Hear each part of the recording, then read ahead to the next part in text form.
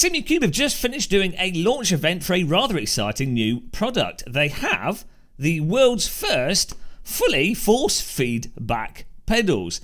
And this is really quite interesting because it does represent a paradigm shift for sim racing pedals. Now, the event does also raise some questions, and it also does make me raise some questions about sim racing in general, especially how hardware and the software interact and what isn't needed in order to enjoy or get the most out of racing simulators. But really quite exciting in terms of my first reactions to these pedals. I really love the idea of using servo motors to control the brake and the accelerator, and I'm actually somewhat surprised that companies haven't done it earlier. As far as I'm aware, there's one other company that has a servo actuated motor. It uses a hydraulic system combined with a motor. I have used them myself. I'll put a thing on the screen for that if you want to check those out. But that did ABS, and you could set the brake stiffness with a motor. But these Simucube pedals look like they take things to the absolute next level, with you being able to control the actual resistance of the pedal, the feel of the pedal, have that adjust from car to car depending on what you jump into in your profile settings, and also having a very good dynamic control of how the pedal operates and gives feedback from the simulator. Again, so you can have like ABS forces coming back through the pedal, or whatever force you want coming back through the pedal, presumably, so long as the software, the simulator or the Simucube software supports it. The fact that you've got a motor there, a servo motor, gives you so much control and options, and it then becomes more of a software issue rather than a hardware issue in terms of what you can or can't get out of the pedal. So really quite exciting as a person that's a bit mental when it comes to haptics and force feedback devices, and really great to see Simucube once again absolutely pushing things forwards.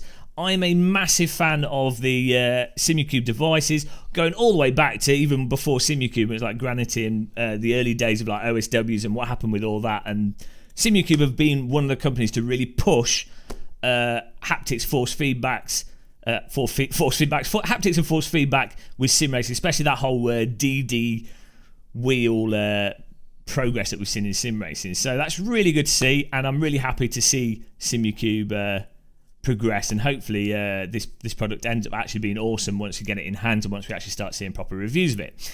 Now, having said all that, there are some questions, some things I'd like to raise. So they're doing their launch event, and they've really just been focusing on showing off iRacing, and then going on about how the pedals, performance, so good for performance, but esports and everything. Oh, you don't have the problem of elastometers getting softer, and the absolutely the best thing ever. And it's kind of like, right, first thing is performance and being getting good results in sim racing is just one aspect of sim racing. The esports component of sim racing is one component of it, and it's great for esportists to have products that cater to them, and to have something that's really high end and reliable. And we've had pedals like that for ages. But there's this weird thing in sim racing at the moment that entirely focuses on this performance metric of sim racing as a sport, rather than doing it for fun and just enjoying it and getting the most out of it. Partially maybe just having the immersion component of it, or just enjoying yourself, rather than it being like trying to win the Olympics every time you jump in your sim rig. Now, I get, it is a way to sell equipment, the whole sporting angle. This is a better equipment, it will make you better, you'll get better results. But the fact is, there's like 5,000 esports sim races in the world, and there's probably like 500 that are actually capable of winning these top level events. So in reality, the whole actual esports angle and sporting angle of sim racing equipment is a rather weirdly small niche to sell sim racing equipment. Then that is kind of a bit negated by the fact that you could literally put any of these top esports drivers in just about any sim rig with just about any load cell equipment, and I'm pretty sure the equipment, the load cell brake, is not really going to be the deciding factor. Like the Fanatec CSL Elite V2 pedals are absolutely phenomenal for getting whatever you want to get out of them in terms of performance. I can't see those pedals, which are some of the cheaper load cell pedals, I can't see them holding back an esports driver particularly. Same with like the Husingveld Sprint pedals. Really great value for money, massively adjustable. Really, an esports pro driver could use a Husingveld Sprint, and I'm pretty sure they could be using them or any other load cell pedal, and it's not going to be the thing that makes them win or lose big esporting events. I know if there is an objective that is objectively better, it might be the margin that allows you to win. Maybe that's the argument, I guess, that people would make. And obviously, you know, it's commercialism. It's not a new thing. It's the whole sporting equipment. If it's used by the pros, or if it's for pros, or if we say it's the best equipment, it sells things. Going back to when I used to do sport before I was morbidly obese, I would play hockey. There'd be people spending multiple hundreds of pounds on carbon fibre hockey sticks. And some people would spend 20 quid on a wooden hockey stick. To me, both seem to work pretty damn well. And it seemed to be the skill of the user that was the big differentiator. But, you know, people would spend that extra money on whatever equipment because it's what the pros use, or it's marketed as being the top-end stuff. Let's say it actually is quantifiably, objectively better with the specific equipment.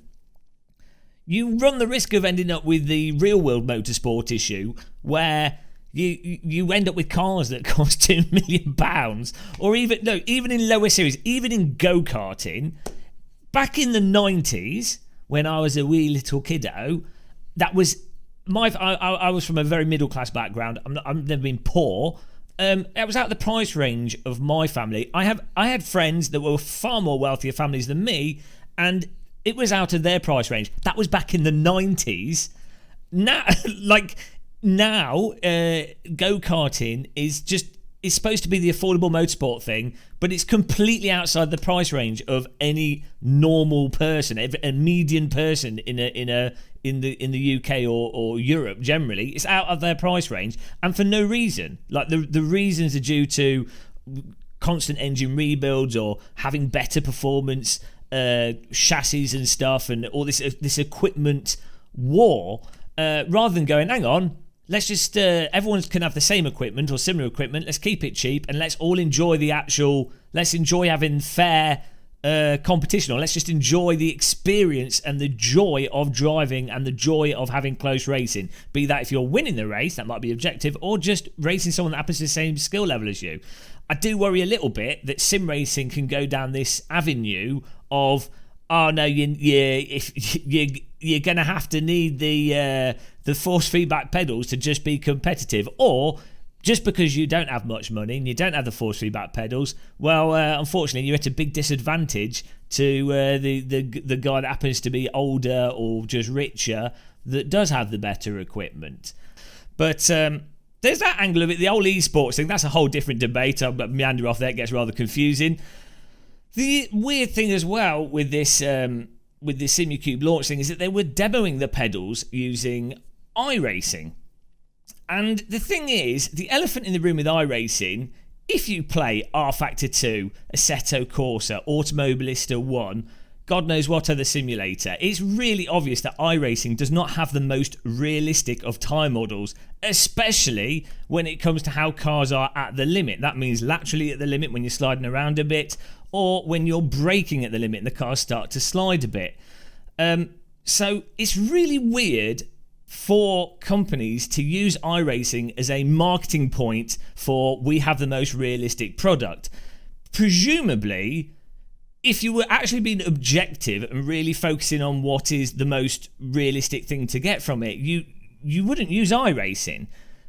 The reason they're using iRacing is because it is the most popular competitive simulator, and it does have some great features. And I would say personally, I think Under the Limit, the track details, it's got the competition online as a competitive platform, fantastic. Under the Limit, the grip levels seem pretty reasonable. There's lots of good aspects to it, and every simulator has good and bad parts, and parts that are completely broken and parts that are better than other simulators.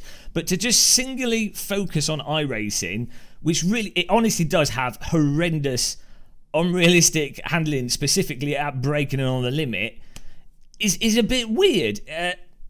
It's like, yeah, it's marketing, I get it, but really you want to show off your product as being realistic, maybe also use some other simulators as well.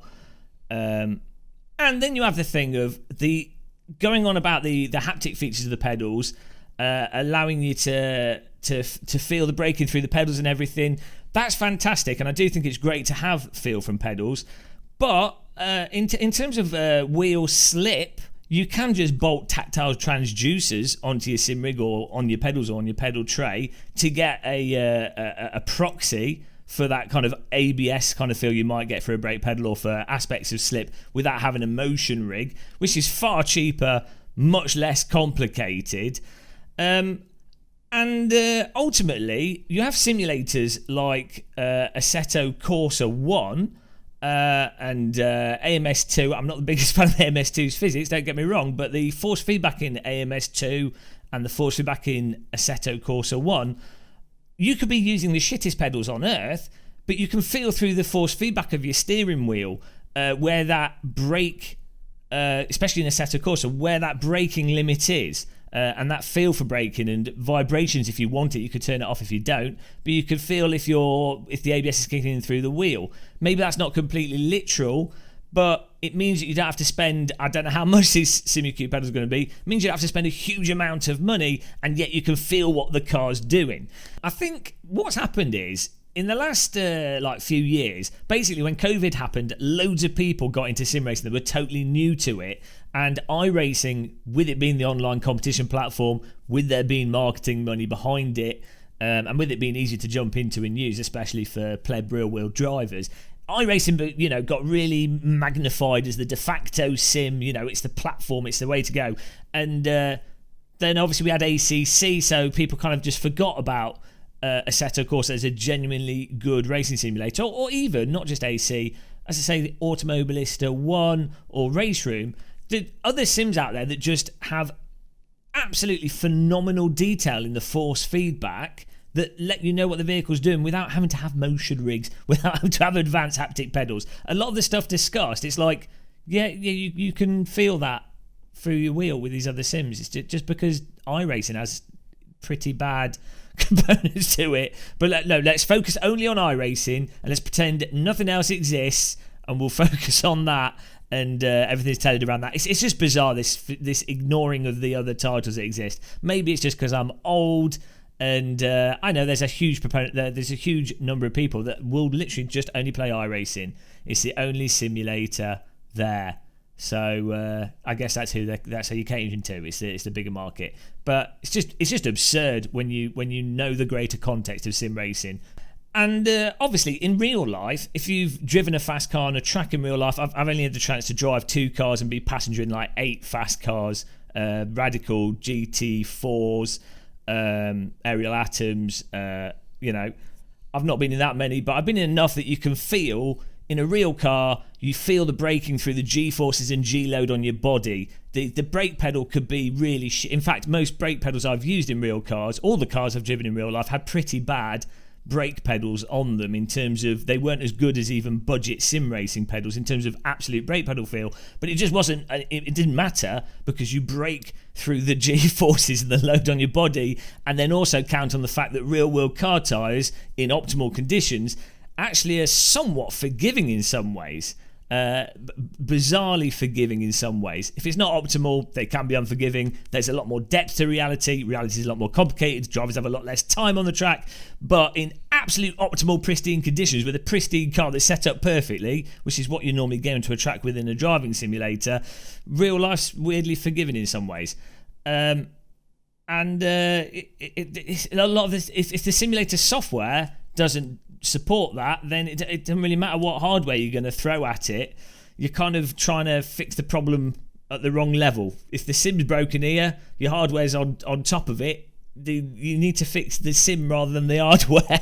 So it's like you can't throw amazing pedals and a DD wheel at I don't know, like a old game, like a. It's not going to make Forza a super duper realistic driving simulator, or the F1 2021 titles. You could play them with the best equipment on earth. It's not going to suddenly elevate them into being more realistic. So The whole thing is just, it seems like sim racing is also a little bit, it's just a bit mental. You've got the whole marketing component of the sporting angle. You've got the sort of trying to justify the hardware component from the fact, oh, it's realistic and it's doing the real thing, even though maybe it isn't still.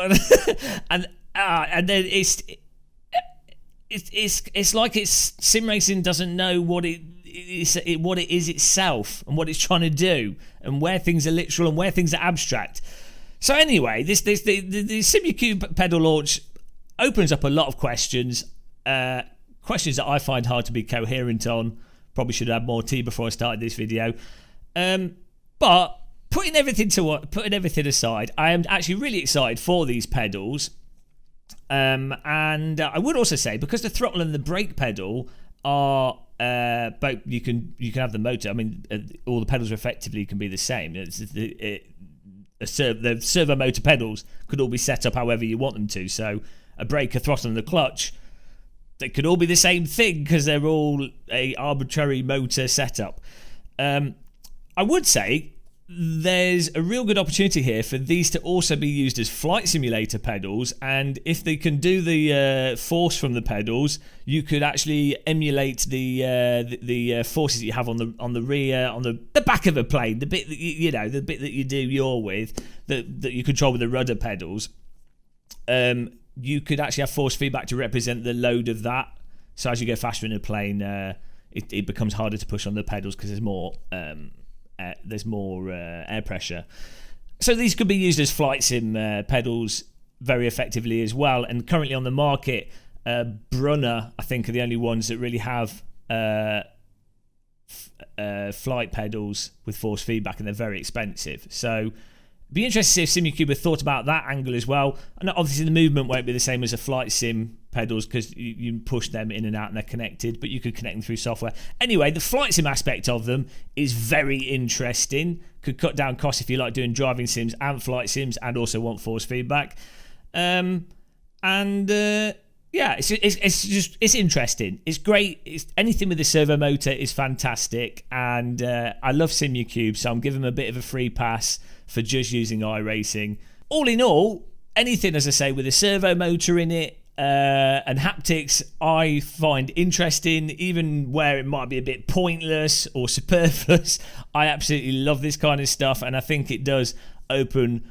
It opens more opportunity for us to mess around with settings and for everyone to waste more time doing pointless things. And that's what I think sim racing is really about. It's a distraction from the despair of reality.